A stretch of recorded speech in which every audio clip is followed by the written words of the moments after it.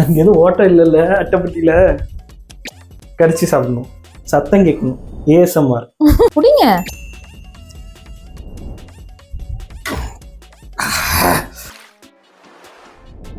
கடிக்கடி ஒரு கடியாவது கடிக்கணும்.